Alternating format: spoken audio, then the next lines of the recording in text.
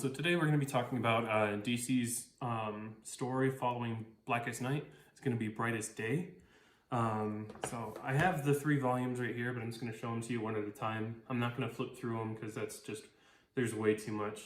So yeah, that's volume 1, and then volume 2 right here, and then volume 3. So they're just the covers.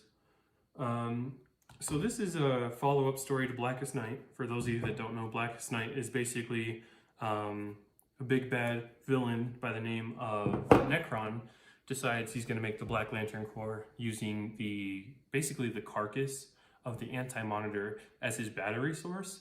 And what he does is he sends out these black rings across the entire universe or whatever, and brings back the dead people to hunt down the living people that they knew, and just kind of like power up the batteries to like 100% so that he can just like kill everything, and just basically death to the universe is his pretty much thing. Really good story, really fun, written by Jeff Johns, of course, who was writing Green Lantern at the time. And the Brightest Day story here that we're going to be talking about is also written by Jeff Johns. Now this is probably one of my least favorite Jeff Johns stories. I think the story is really kind of funky and kind of clunky the way it proceeds and kind of like develops and everything like that. Enjoyable read, don't get me wrong, but it's just kind of weird, right? So what kicks off Brightest Day? So directly following Blackest Night, a white lantern just kind of appears on Earth, and it's just kind of there.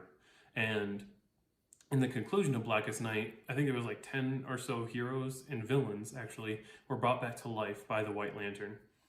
And so one of those is Deadman, who, if you don't know, really quick backstory, Deadman was an acrobat who got killed during a performance, and then he was basically a ghost. He was like just a ghost. And what he would do is he would possess people and help like other heroes like solve crimes and stuff like that. I think he was involved with the Justice League Dark and maybe some other teams and things like that. They use him kind of periodically. He comes back every now and then, kind of does some things here and there. I don't think he's ever been a major character by any means. Maybe in the Justice League Dark stories, but I don't really follow that. So we start off with Deadman, right? And he's come back to life. He's got a white ring, and he's kind of just tasked by the entity of life. Like, hey, I am dying. I need you to find me a replacement. And that's the mission of the 10 people that were brought back to life by the White Lantern, the white entity.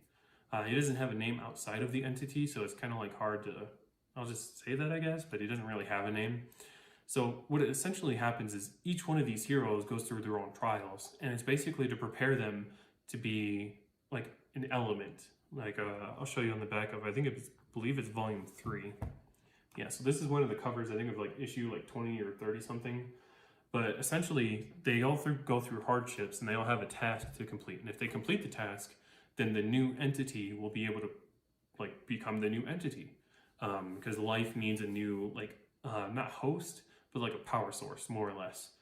For those of you that don't know, the Lantern entities are like the first ones to do that thing.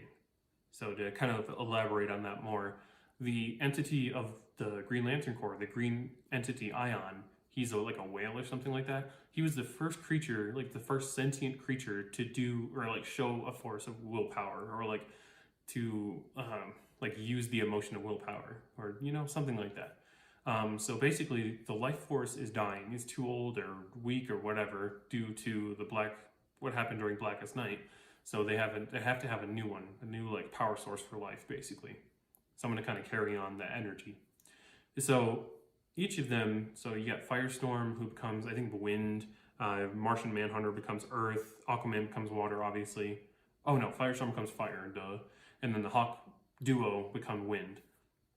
And essentially, it's so like there's so many moving pieces, and I feel like you really have to read stuff like this. Is like Brightest Day was its own like title. So there was like, I think, don't quote me on this, but like 30 or 40 issues of Brightest Day. And if you didn't read the spin-off books, you wouldn't get the whole picture. And that's kind of how big events in like either DC or Marvel, really how they happen. You can read the main story, it mostly makes sense. But if you really want all the pieces to fit together, you have to read all the spin-off titles. So for this one, I could imagine like there was a Rogue spin-off, Hawk People spin-off, Aquaman spin-off, just everybody that was brought back played a key role in like spinning the gears in this story. Martian Manhunter has to basically there's a Martian who also survived, and she's nuts, and she's trying to convince Martian Manhunter to be with her, and he's like, no. And then she just like psychically attacks him and like brings back all of his fantasies. So his family is alive. He gets inducted into the Green Lantern Corps. He's bringing peace to the universe. His friends all live happy lives, and just everything is too perfect. And he comes back to life, and he's like, or he comes back to his correct state of mind. He's like, no, this isn't right. And so he burns down the forest on Mars that she was creating by siphoning energy from Earth. And so he burns it down, and it makes the forest back on Earth flourish. And there's some other crazy stuff too, like Aquaman has to find Calderon, or the newer Aqualad that people are mostly familiar with due to Young Justice and things like that. He wasn't actually introduced until the New 52, I don't believe, or around this time period in this story, Brightest Day. But he has to find him, the son of Black Manta, and just kind of rescue him and keep him away from Black Manta and Siren. And Firestorm is dealing with Deathstorm, who somehow survived the purge of the Black Lanterns or whatever.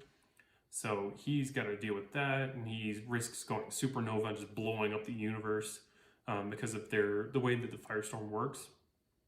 And then the Hawk people have to basically defeat Hawkgirl's mother, because she's like trying to team up with like in other continuities like Legends of Tomorrow, it's Vandal Savage who's hunting them throughout all the time. But in this continuity, it's just another Hawk person. I can't remember his name exactly. But they've got to defeat them and make sure they don't come to Earth, and make sure they stay on Thanagar, I think, or Battle World or something like that. And once they each complete their missions, they become the Elements. And once they become the Elements, they have to fight basically. Swamp Thing is like a scientist, right? The Swamp kind of took his body and became him, even though the Swamp Thing isn't him. So what happens is all the Black Lanterns that died in Star City's forest become Swamp Thing, and it's the Black Lantern Swamp Thing. So what they have to do is they have to defeat it and bring the real Swamp Thing back to life, the real dude, and he becomes Swamp Thing, and they have to defeat the Black Lantern version of Swamp Thing. And basically what happens at the end is Swamp Thing then becomes the white entity, and there's like the power source of life. And he's got to stay on Earth and protect Star City and the forests and all this craziness. So, if you couldn't tell, the story is really crazy, and there's a lot of moving pieces and just so many different perspectives. It's kind of confusing because, like, in the main story, you don't see things like what happens with Osiris, Maxwell Lord, Captain Boomerang, like, or Zoom. Like, Zoom is another big one you miss out on. Like, he's just kind of, he's mentioned, and then he's not really around. Probably because he's in one of the tie-in books. So yeah, like I said, it's an interesting story. It's definitely not some of the best writing ever from Jeff Johns, but it's interesting. It's a really fun kind of read. I mean, if you can find time for the spin-offs, I'm sure they'll make the story much more clear. Personally, I just collected the Brightest Day books, but I can imagine they would have tied in pretty well and like cleared some stuff up. Yeah, I think that's pretty much all I have to say. The artwork, for the most part, is pretty good and consistent. I think a lot of the same people worked on the book. Yeah, I just checked. Most of the same people are pretty much the same, if not all of them being the same. So things are consistent, writing's consistent. So all the things you want to see in a book is there. It's just kind of a weird story is really what it comes down to. But yeah, so if you find the time, or if you find the opportunity to check it out, by all means. I thought it was a pretty fun story. There's some things I didn't talk about that are in the story that are pretty interesting too. And yeah, that's going to do it for today. I've got 2 more videos planned, if not more, on the way. And if you enjoyed this video and you want to check out this story, please let me know, and we'll see you next time.